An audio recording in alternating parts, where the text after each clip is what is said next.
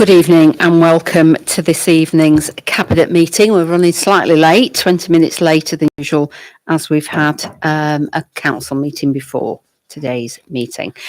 Okay, so no fire alarm tests planned this evening. So if the alarm does sound, please make your way out of the fire exits as quickly and safely as possible. And I would ask that all mobile phones are switched off or put on silent. My name's Alison Barnes. I'm the leader of the council. I'd like to ask my cabinet colleagues to introduce themselves. If we start with Andrew, work our way that way. Councillor Andrew Walmsley, Deputy Leader of the Council and Lead Member for Resources. Councillor Nick Harris, Lead Member for Economic Development. Adrian Lithgow, Lead Member for Environment. Liz McInnes, Lead Member for Communities, Housing, Health and Wellbeing. And if we would like to ask our officer support this evening to introduce themselves, starting with Chris. Thank you. Chris Warren, Director of Resources.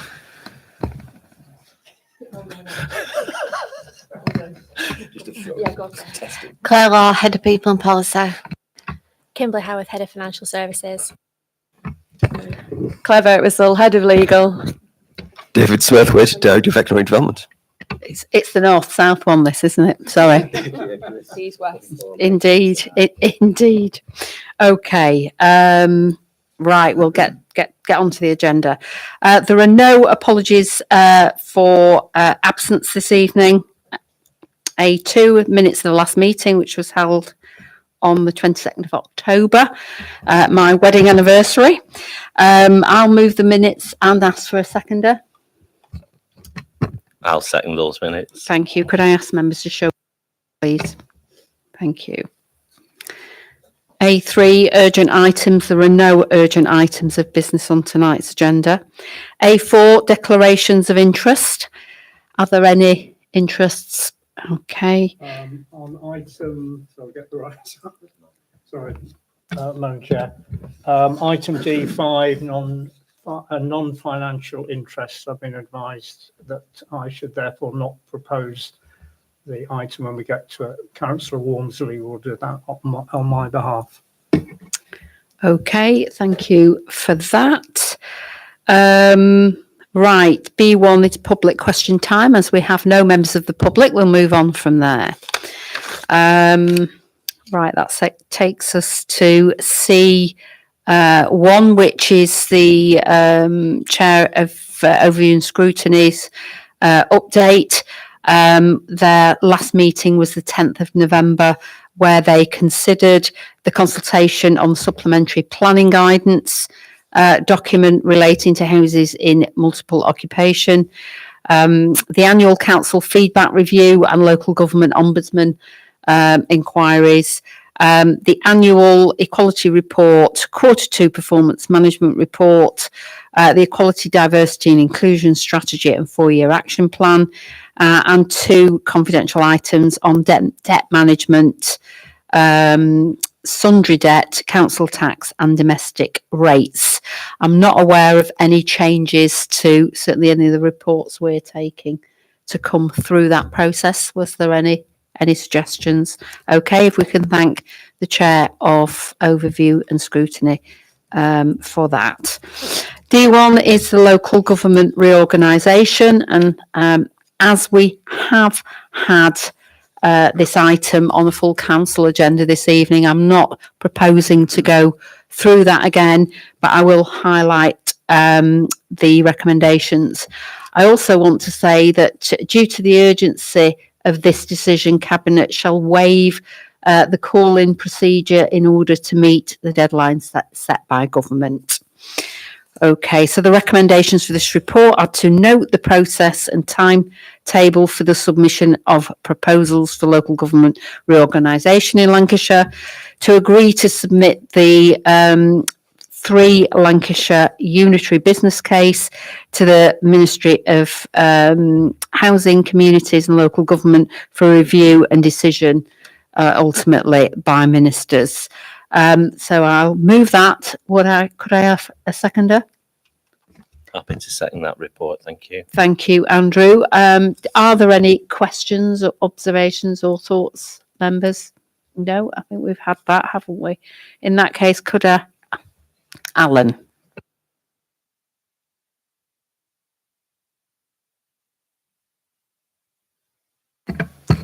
Yeah, can I congratulate members and officers for all the hard work that they put into this? I know we just had a council meeting, and with the exception of a minority, the vast majority of members were indeed in favour and spoke well of what's being proposed.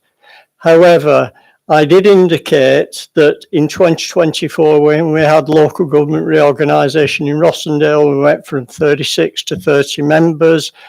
The town council's election was moved from 2027 to 2028. However, given that this to be shadow authority elections, and basically this is a plea to both the members of the cabinet and senior officers that are here this evening, it would seem a little unfair on having a shadow authority election in 2027, then expecting people in Whitworth to pay for yet another election, given that there would be a cost in 2028 to having such a town council election. So it's just basically, could I make a plea once again that this is given due consideration with a review of the order that's currently underway with regards to the shadow authority elections, which happened in 2024, where they had a review of the order and extended the town council's elections. The cycle should have been 2027. So I just make that plea, and thanks to members for their time, and thanks to your officers. Thank you, Alan, and it was remiss of me not to respond properly in the council meeting. I'm absolutely sure we can have a look at that to see whether there is any change that we can make. It doesn't make sense to extend that period just for Whitworth Town Council, so we will look into that. And I also agree with the point in thanking people for the work around this. I think lots of people might think it just relates to the chief exec, but putting the business case together has been quite an exercise, and it has particularly impacted the finance team, but I know other members of staff have been involved as well. So all our thanks to them for doing that. Okay. So could I ask members to show in favour? Thank you very much. Thank you.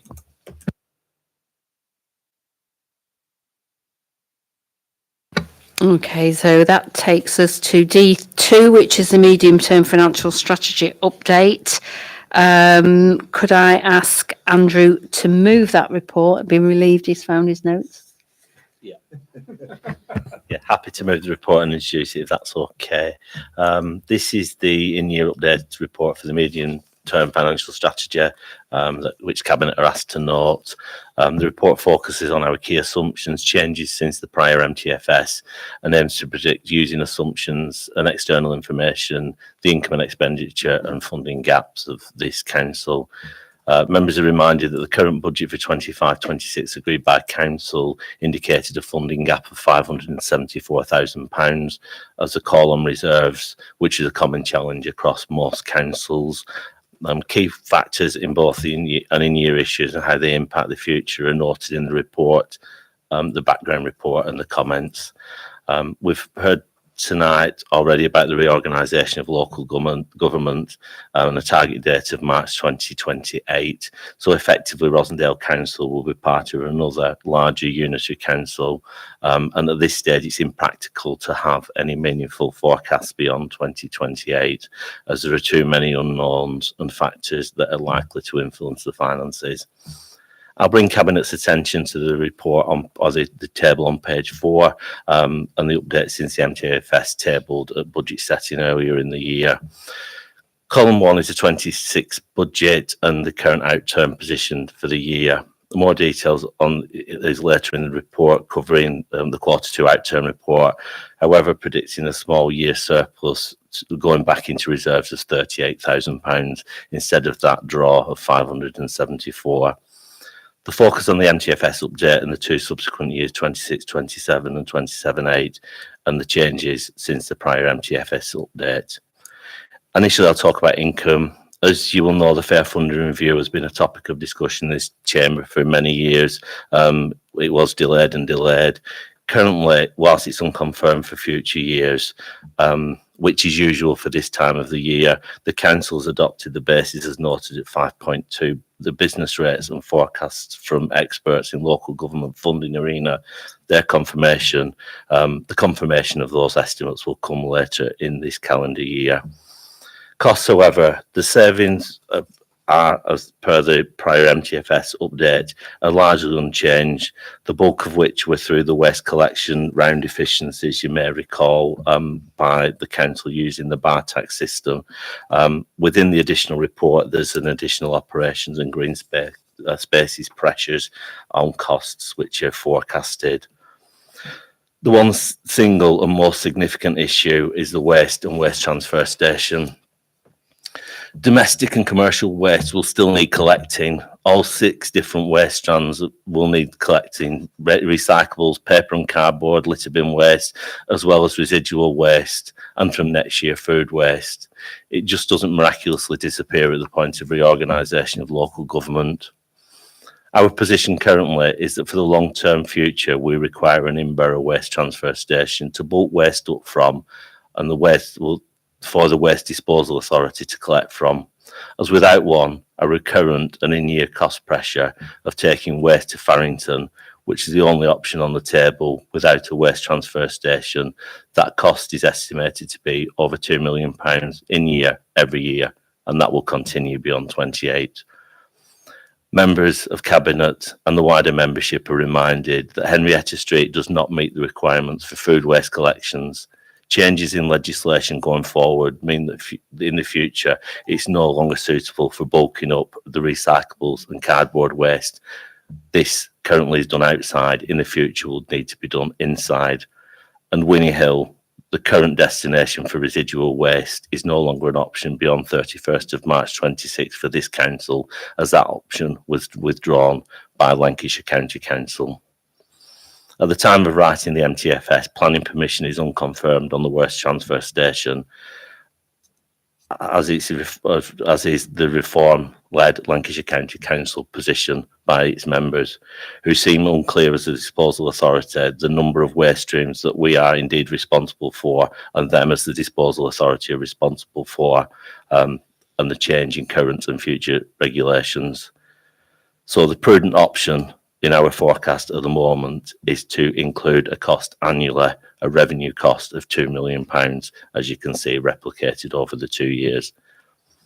This is a cost, a combination of having to run all waste streams to Farrington, which is the only guaranteed solution that is available at the time of writing, which will lead to not one-off cost pressures. Without LCC coming forward to join with us to come up with a workable solution for an in-borough solution and waste transfer station, the cost shown to this council, it will mean that we will spend almost 29% of the council tax we retain collected from residents on dealing with waste and its transportation costs to Farrington. Whilst our officers continue to seek alternatives, should a transfer station not be built, but as yet we have no confirmation. We've not got the confirmed view of Lancashire County Council where our waste need to be transported to. Clearly, work continues across the cost base to identify efficiency savings, which is an annual pressure and is becoming more challenging. As with any budget or financial strategy, there are assumptions and risks. Risks are noted at point 5. I don't intend to cover all those in detail. However, on top of that, we may also see the cost allocation needed for the reorganisation of local government. As yet, we don't know what that may look like. And also to mention the ongoing leisure review of this council, and to note the leisure performance as noted at 5.9, as a positive position for the trust in terms of their day-to-day operation. Through prudent management of the council budgets through the years and ongoing and recognising the risks and challenges, they will continue to be ongoing, and we continue to look for efficiencies. There's this council that are indicated in the MTFS. And as through the years going forward, it is likely to need to be a call on reserves to sustain our cost base. I urge all members of council and not just cabinet to note the risks and the comments in the conclusion. Thank you. Happy to take any questions. Thank you, Andrew. It's the irony, isn't it, in terms of the waste costs around the county council have pushed us into this position. Because we're that kind of council that tries to sort out problems that it's faced with rather than just keep pushing it into the future. And now we've got this ridiculous position where, frankly, I don't know what their position is. It seems to me they're all over the place. You know, they've written to government to ask for reorganisation to be scrapped. They're looking for an option that cuts East Lancashire in half. Then at the same time, they're saying to us, actually, you need to wait until we've got an East Lancashire authority before we address this. I just think it is all over the place. And it's unfortunate, actually, that the members would rather come into the chamber and to talk about, to play politics, actually, when there's some real issues need to be bottomed out satisfactorily for our residents. It's still a very challenging position, I think, for us. Has anybody got any questions or thoughts? Adrian? Not a question, really, just a comment, just to thank Andrew, really. I was going to make the same issues about the waste transfer station, really. You see so much misleading information out there about how much it's going to cost. It's unnecessary, but it would result, if we don't do it, it will result in £2 million year on after year after year after year. But that information never put across. You get a very narrow view of one aspect of it. It ignores the other waste streams. It ignores all the transport costs. It ignores all the extra vehicle costs. It's a very naive statement, which is just meant to mislead people, I think, really. So thank you to Andrew for clarifying that. If I can just come back in on that specific point, the cost of £2 million per year on a capital project of £6 million effectively gives this project a 3-year payback, which, quite frankly, is generally unheard of in capital payback programme terms. So in terms of a business case in supporting the rationale of an in-borough waste transfer station, I would argue a £6 million capital investment or a £2 million revenue cost year on year on year, which will rise through inflationary pressures as well. So in non-financial terms, it's absolutely a no-brainer. Thank you. It's a valid point, because actually, whatever configuration we end up with reorganisation, it's not going to be the immediate priority of the new council. It'll take the council at least 3 years to bed in. I think we'll be looking to the 2030s before this. They'd look at this. So that 2 million's racking up as it goes along, isn't it? And it will rack up. I think the other issue geographically from where we are, whatever the setup is, we're always going to need a waste transfer station here because that's where we are geographically. Well, even the county's own staff has said they can't see a situation when Rosendale wouldn't need its own waste transfer station.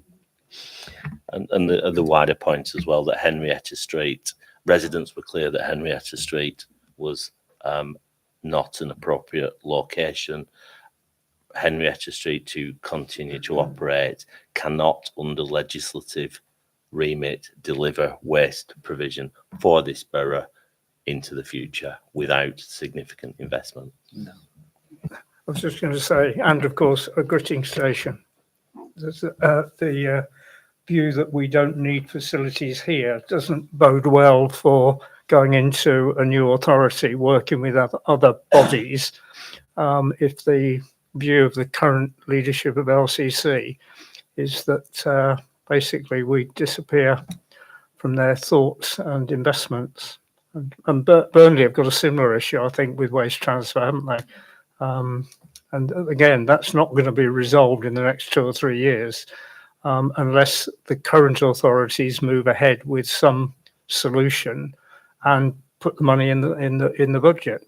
My understanding is that Burnley are following the same path as us. Yeah. That's my Yeah. understanding. Mine too. Anyway, sorry, Liz. Yeah, thank you. Yeah, I agree completely with all the comments about the waste transfer station, and I do think that be careful what you wish for, because Andrew's already highlighted the unsuitability of Henrietta Street at the moment, and it will, if things just remain as they are, we will have to invest into Henrietta Street, and we will end up with a waste transfer station exactly where the members of the public have told us they don't want one. So we really do need to be very careful about that. The question I wanted to ask was about the Leisure Trust, which is identified as a risk.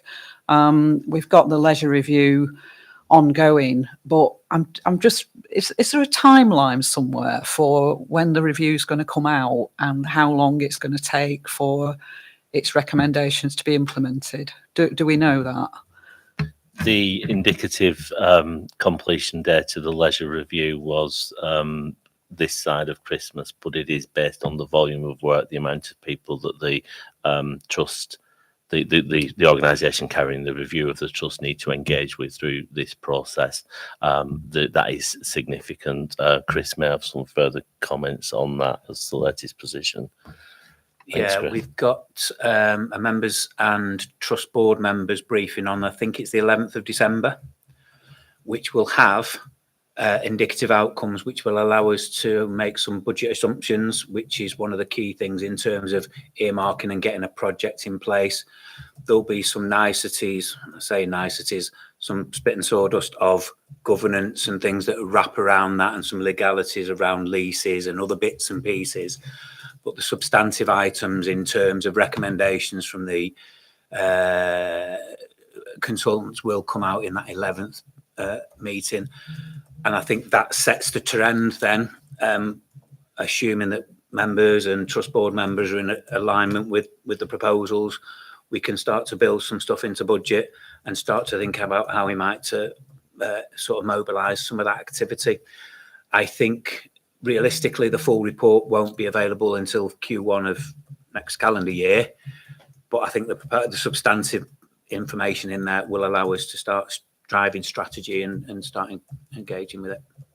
Thanks, Chris. Anything else? Okay. Thank you for moving that report. I will second the report. And Alan, only just there. Don't do it again. Yeah, I would agree wholeheartedly with the comments that members have made this evening about a waste transfer station. The problem with people at County Hall, they have what we call ostrich syndrome, where they keep sticking their heads in the sand. At the end of the day, we also have a duty of care to the staff that work at Henrietta Street. Why should we expect them to work in a facility that's no longer fit for purpose? And to be honest, I think there's certain individuals at County Hall that should be saying thank you very much, because, you know, you're spending your charge payers' money. We should be doing it as the licensing authority, as the waste transfer, the waste collection authority.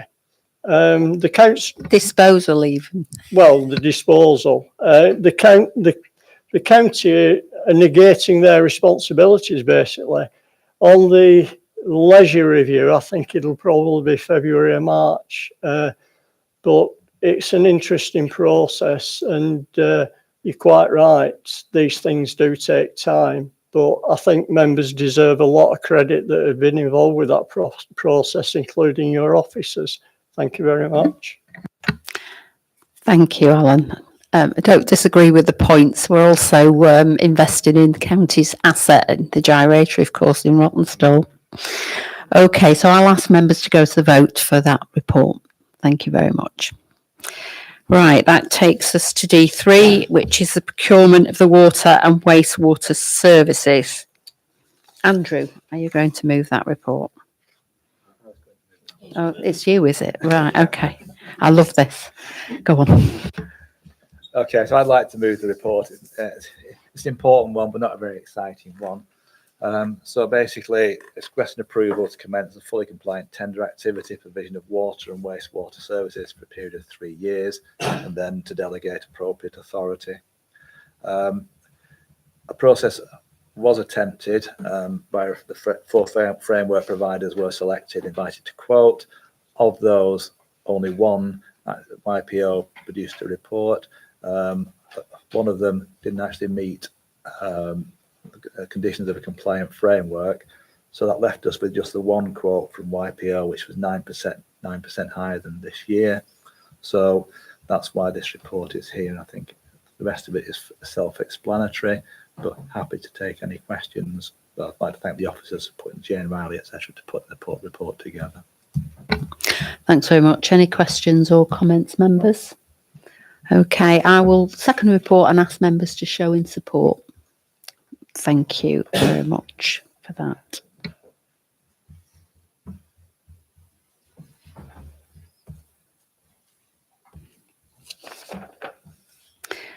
D4 is the approval of the Pride in Place regeneration plan. Nick, do you want to move the report? Thank you, Chair. Item D4, I'll read the recommendations and then I'll speak to them. The recommendation number 1, that Cabinet approves the regeneration and investment plan for Rottenstall, Waterford and Crawshire Booth under the Pride in Place funding. Item 2, to delegate authority to the Head of Legal, Director of Resources and Director of Economic Development, with the lead member for Economic Development, to enter into any agreements related to this project. To delegate authority to the Director of Economic Development to manage the implementation of the regeneration and investment plan in conjunction with the lead member for Economic Development. To delegate authority to the Pride in Place Board in conjunction with the Section 151 officer and lead member for resources to agree any small amendment or reprofiling for the project funding or finance. This might appear to be another council report seeking to spend resources from the government for a specific part of the borough. I think there's probably a typo in there. Speaking to the report, and this is particularly directed to anybody who might be listening in, although this cabinet, or the cabinet members have discussed the preparation of this report, this is probably an unusual position that I'm actually presenting the Pride in Place board programme to the cabinet for adoption, and that's possibly unusual for us to go through this process this way around, but it's been quite an exciting programme for the board, chaired by Ian Taylor over the last few months, to be going through drawing up an investment plan, producing the report that's before us. And for those who haven't seen it, it's backed up by a 74-page properly produced report setting out the proposals as this when the plan, once adopted, then needs to go to the government for taking forward from next March. Pride in Place was originally called the Towns Fund. It then became the the regeneration plan for the area. Its target area is quite a small area, the towns of Rottenstall, Crawshire Booth and Waterford. And the funding will run over 10 years, roughly £2 million a year, 3/4 capital, to add to the capital programmes that we've got, and we've just had a discuss under the medium-term financial strategy, and about 1/4 revenue. The board originally was looking at this under the old Towns Fund criteria, which was based on the town centres, the 3 town centres.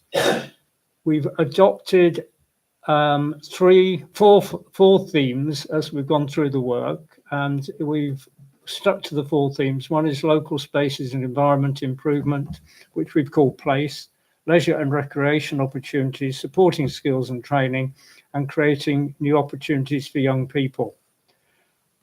The board sought, and this has been carried out through our council officers, but the board sought proposals from local agencies. We've had over 70 of them. We've had far more bids than we could possibly fund. But part of this is it's not just the investment that's coming in from the government. We hope to attract other funding through match funding. It may be arts funding, it may be heritage funding, so that we build up a programme which uses the proposals and over the 10 years will evolve and develop. The board has met now, and we've drawn up indicative budgets, both revenue and capital, for 5 clusters of proposals. 3 of them are geographical. One is Waterfoot, one is Crawshay Booth, and one is Stag Hill and Edgeside. The place one, which we're focusing on Bacup Road and digital training proposals, and the other one being leisure and ideas like walking routes and so on in the borough. Once the programme has been agreed and has gone to the government, the cluster groups of people who've put in bids, both from the board and other bidding proposals that have come in for people who are not on the board, will meet and decide amongst themselves how we should take this forward. So it's really bottom up, and I'm going to give a couple of examples in a minute to show how involved the members of the clusters and the people putting in the proposals have been. This has been a very active proposal. Before I do that, just say that the board has also agreed, and therefore we are being asked to agree, that there is a fund set up for smaller voluntary groups to make sure that smaller groups who did not put proposals in at this stage can get involved in the programme over the next 10 years. And the suggestion is that that will be managed by the Council for Voluntary Service, not ourselves. I'll give some examples of the sort of schemes that we have been considering. I should stress, and I will stress again, none of these have been finally agreed, but I think they're an exciting range of proposals to build on the work that we've been doing in the borough over the last few years. A key one that we've looked at in some detail is the redevelopment in some way of the Heritage Arcade on Bacup Road. People will know it as the old Picture House, the nightclub and the Domus building. We've engaged Barnfields to look at this. There's been discussions with Hurstwood to own part of the buildings at the moment. There's been discussions with potential investors. Board members have been very active in viewing the arcade on 2 occasions, and the members present, I won't name them all, the Valley Heritage and the Civic Trust, who've got an interest in this type of building because there's part of the old Picture House is listed, have been present on those occasions. I'll give another example. The youth theme has attracted quite a range of suggestions and proposals, and to make the point I made earlier, the one I'm going to comment on hasn't been agreed, but I give it as an example of quite an imaginative proposal that's come forward. Leonie Mia Ford from the White Horse project has been leading on this theme, this proposal. It's called Cocoon. It's an imaginative idea about how young people can be involved in gaining skills and helping setting up their own business in a retail environment. Leonie has drawn in, as an example, Wayne Hemingway and his design team into the proposal. And when we've met to discuss this, interestingly, in the market, with the market manager a few weeks ago. Jan Shutt, who's been an active member of the board from the Chamber of Commerce, and people will know through Sunday Best, was able to join us in that discussion. And it turned out that she's known Wayne Hemingway from his developments over many, many years and used to sell his clothes in her shop.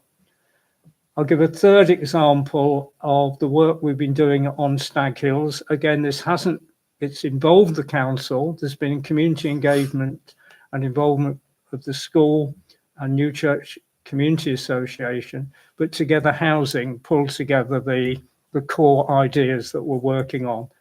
We're still working through which of those might be funded, but I know Alison's got an interest in this one. The lights on the approach to the school road has come up as a suggestion. LCC say it's not a road, so will we look at funding that? Improving play facilities, paths in the local woods, managing speeding traffic through Stag Hills have all been suggested. And we may be looking at replacing the hut on the estate, which has been an issue for some years. So I outline those as some of the ideas that have come forward so far. And to give an indication of the amount of money, over the first 4 years, Stag Hills and Edgeside will have available to spend both capital and revenue of about £1 million. So it's a substantial amount of money to go into that local community. We've had a visit from the Ministry of Communities, Housing and Local Government. Carl Havard came up and we toured around Waterford and Rottenstall with him, and Lynn Smith from Civic Pride joined us on that particular visit. So to draw my comments to a conclusion, we've been doing a lot of work around Rottenstall in particular, some in Waterford and in the other parts of the town. The Pride in Place funding will enable us to take that on to the next stage, which will follow through into local government, post-local government reorganisation over the next few years. I'd like to thank our officers and David's here and his team.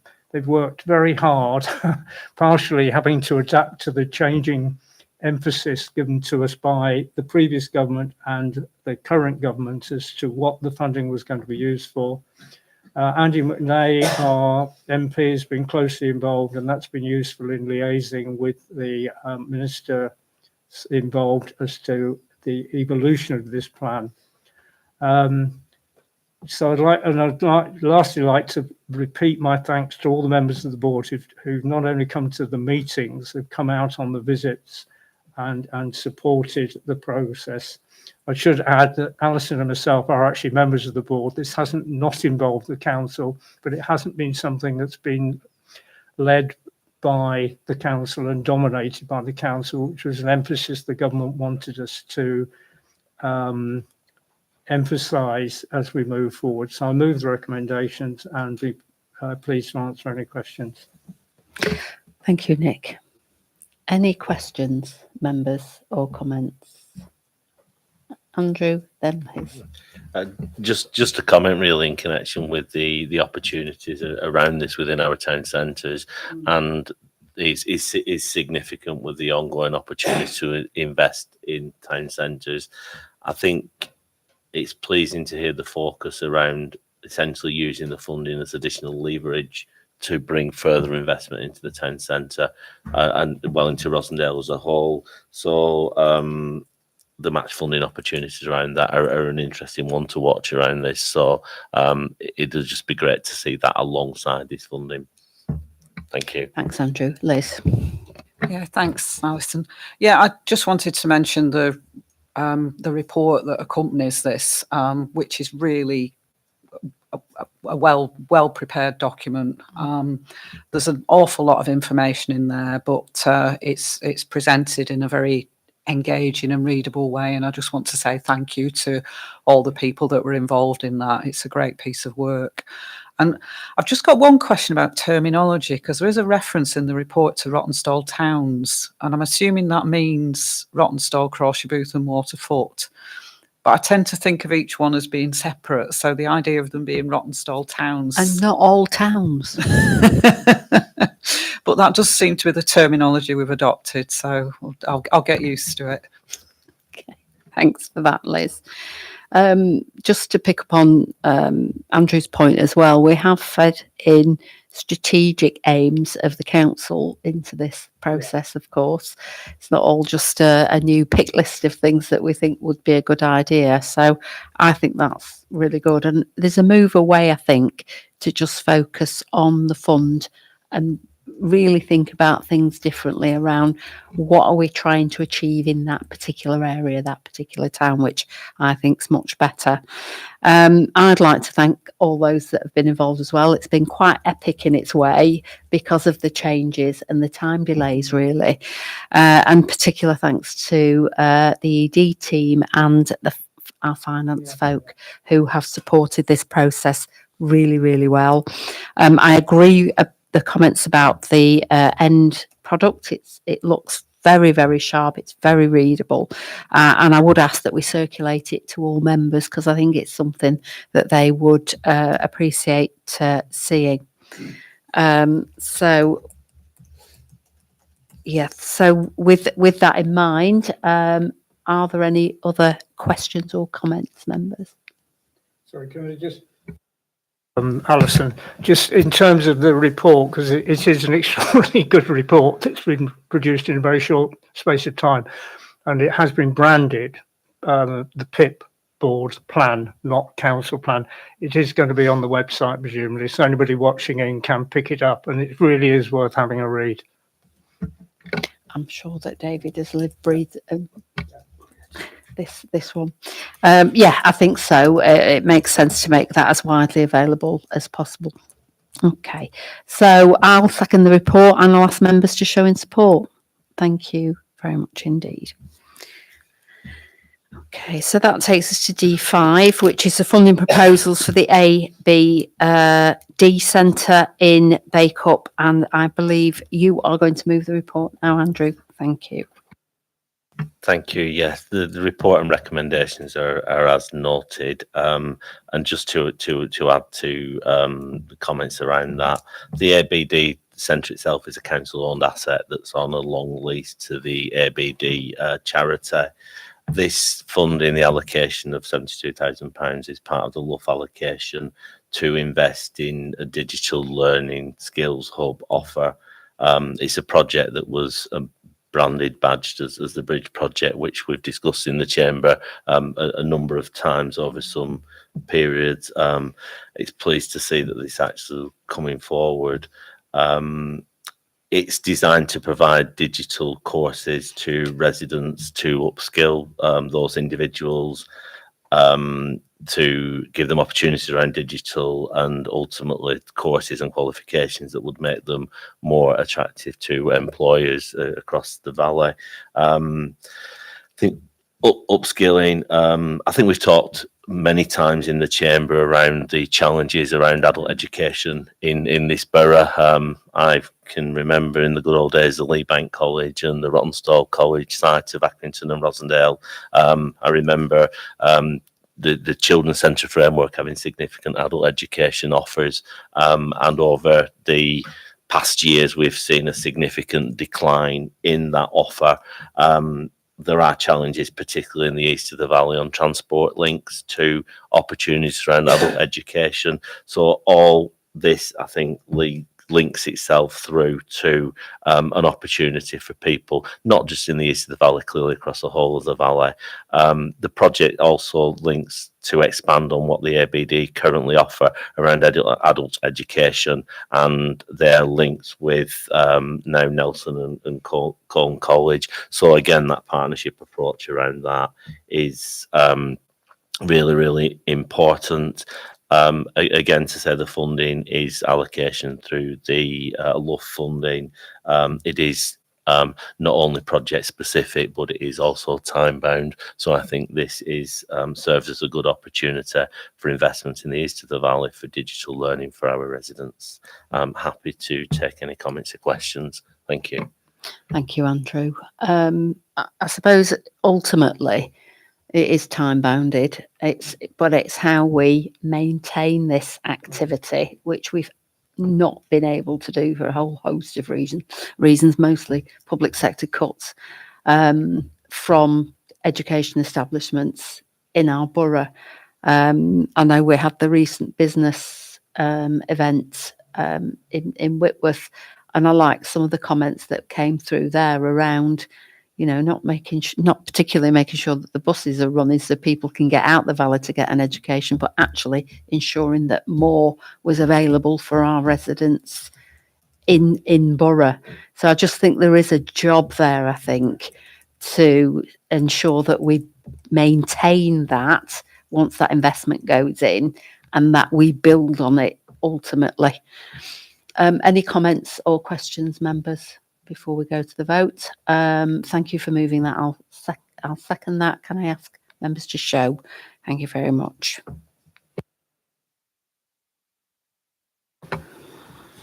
Okay, that takes us to D6, which is the Equality, Diversity and Inclusion Strategy 2025-29. Adrian, can you move that report, please? Yeah, I'd like to move the report. Do we need to wait for a second? Or do you want me to speak? I shall second Thank it. you if very want much. to. Yeah, I'd like to thank Claire for doing the work on this. I think it's a good report. So the recommendations are that members review and comment on the refreshed policy, the strategy and action plan, endorse the strategy for council approval and support the implementation of strategy to ongoing equality reports. It is a refreshed document. The significant updates are listed in 2. So refresh strategic objectives and the 4-year action plan, clear roles and responsibilities across the organisation, and adoption of the socio-economic duties set out in section 1 of the Equality Act. So it's a refresh with some sort of key areas updated. I think it's a fairly self-explanatory document. So it aligns with all current legislation, the Valley Plan and the LGA Equality Framework. I personally think it's a formal expression really of good practice. Cabinet have seen the report previously, so any further comments or questions, then happy to take them. I'm sure Claire will answer them with the difficult questions. I don't think she'll need to, Adrian. Just certainly from my point of view, good to see this has been refreshed. I think now more than ever, it's really important that public bodies not only support the legislation that's in place, but the spirit of the legislation. It's just incredibly important that we do support this whole area of activity, because it will be lost if we don't. Any questions or comments, members?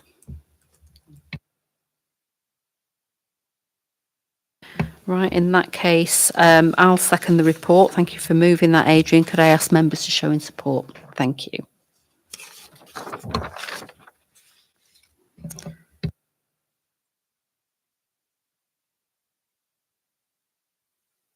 Sorry, which is the Financial Monitoring Report Q2. Adrian, Andrew, over to you. It's fine if Adrian wants to take the report. It's a report for noting. It's the contents of the outturn report for the end of Q2, and clearly members are asked to note the report. It's a report that covers both the revenue and capital funding. I think it's a highly detailed report, specifically the appendix, and I'm highly conscious that the amount of work that the finance team do to produce such a detailed, and I would argue a very easy document to read and understand. Unfortunately, I can't manage to say that. So thanks to the finance team for the work that they put into producing the information for us, and hopefully I'll do it justice in delivering it. The Cabinet and the wider membership are reminded that whilst it's a favourable outturn, the original budget did include the use of reserves, which is not uncommon across councils. But let's not let any of that take anything away from the amount of work involved by all officers, supported by Cabinet colleagues, that have produced the result of a favourable variance. The summary of the outturn is positive, however, factors in there that produce that positive variance are generally non-recurrent, so the one-offs. We have seen the benefit of increased interests, driven by the benefit of having balances, cash balances to put on deposit. That just doesn't happen. It is down to the work of officers in achieving the best returns on the cash that we have to invest.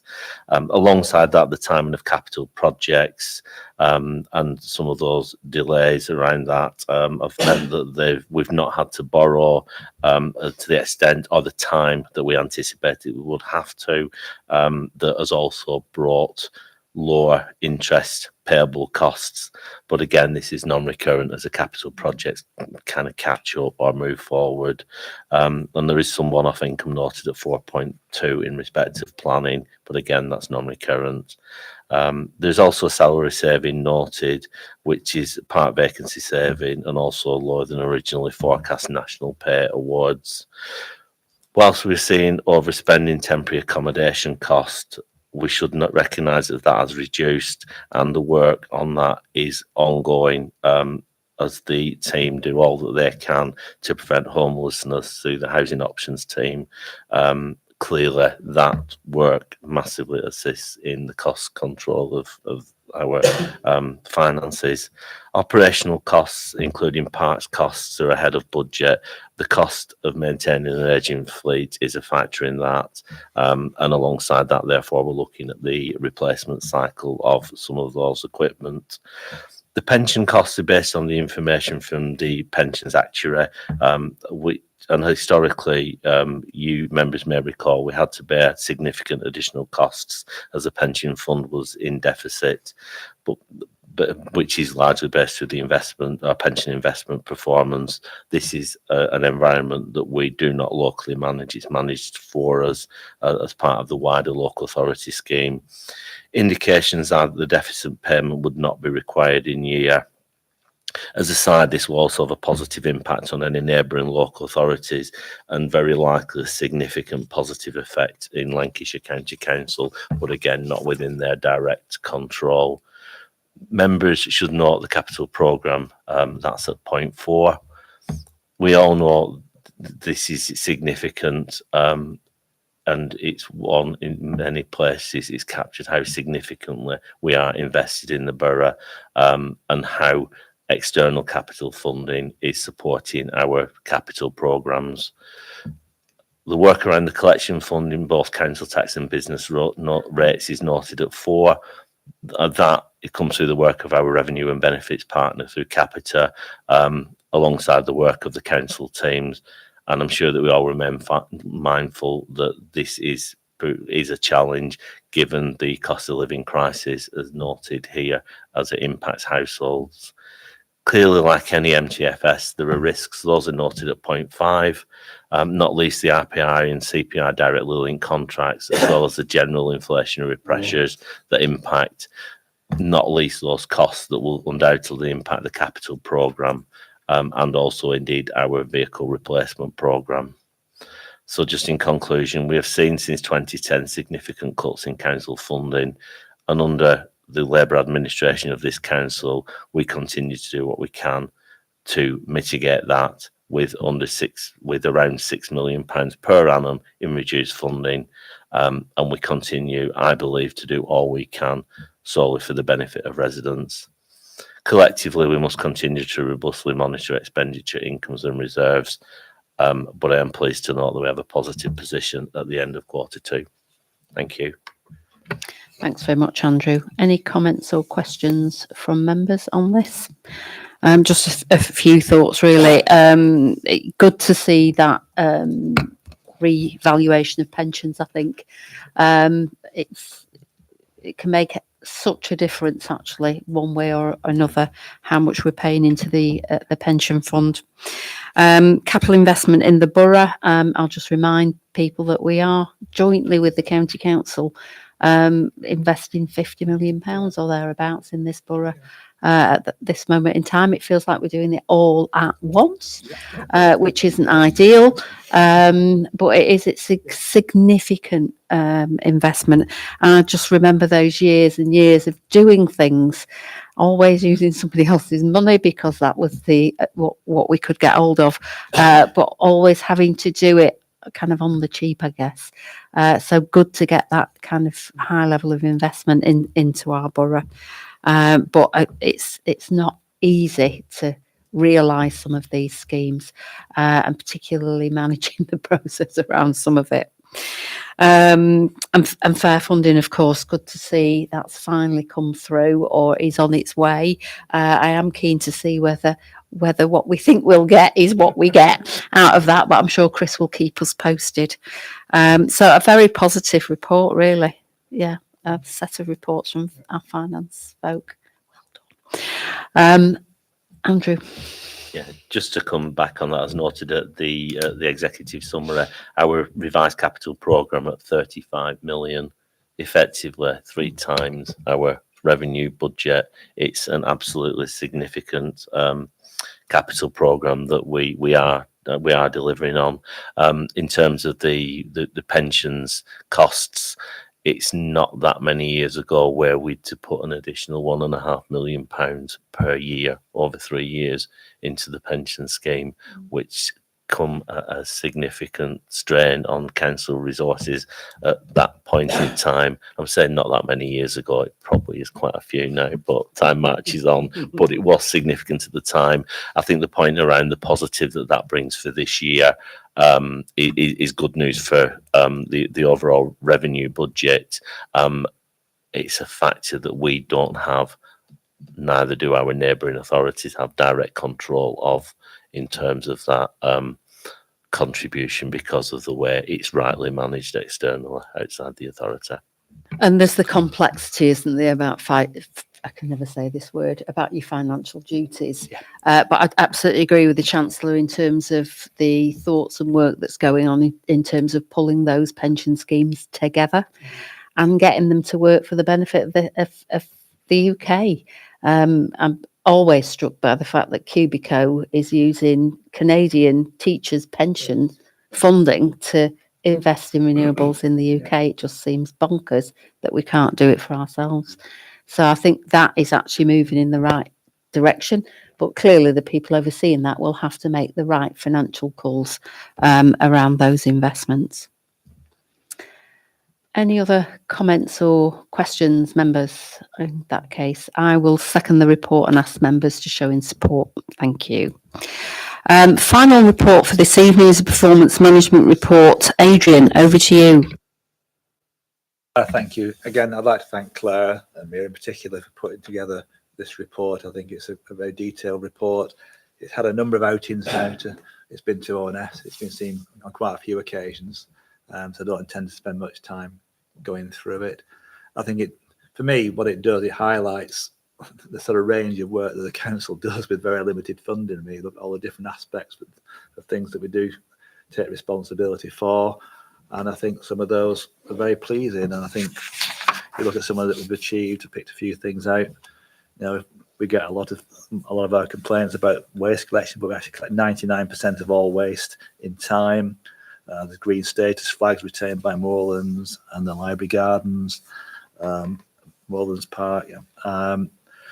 A new award for Whitworth Memorial Gardens. We've also, it shows some of the challenges as well. So all the urgent work being required in cemeteries, really, which is taking staff away from one job to do another job and things. So it all imposes pressure on the staff that we've got and our financial resources. So I think it reads well in terms of what we do achieve and what we do well. There are some issues that need to be addressed. Anyway, let's discuss those. We can do, but I think it gives a range of the work that we do, the high standard, I think, of what gets done. It's just, I think the sheer breadth, really, and quality of what we do is indicated, as well as some of the challenges we face. So I think it's a very balanced and fair report. And so thanks again to the officers. I think we'll just about get it right, and then they'll abolish the council, won't they? Any comments or questions, members?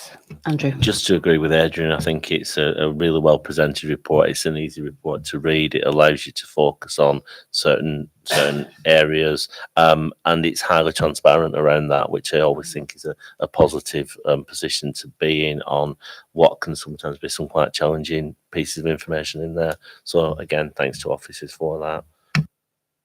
I'd make the same request actually as I did earlier for the Pride in Place report, because I think some members, we see the performance report, ONS see the performance report, but not all members see it. And I think sometimes they just need things putting in front of them. I know they've got quite a heavy reading pile, but I would ask that it is circulated, because I think it's a good piece of work and it does give you a really good flavour of what's going on. And who knows, we might get Councillor Ritson actually focusing on some of the issues that matter to this council. So I would support it for that reason. Any other questions, Liz? Yeah, I just wanted to comment on the clarity of the report again, and I do particularly like the summary at the end. But it's good to see that the staff appraisals, the rate's gone up. Because I think, you know, the more you can get to 100%, then the better things are for staff morale, feeling listened to, feeling valued at work. And I think that's really important. So that's really good to see. Thank you. Okay, thank you. Anything else, members? No, in that case, I will second the report as it's been moved. Could I ask members to show in support? Thank you very much. Right, that concludes the business of the council for this evening. So just to thank everybody for their participation in the meeting and wish people a safe journey home. Thank you.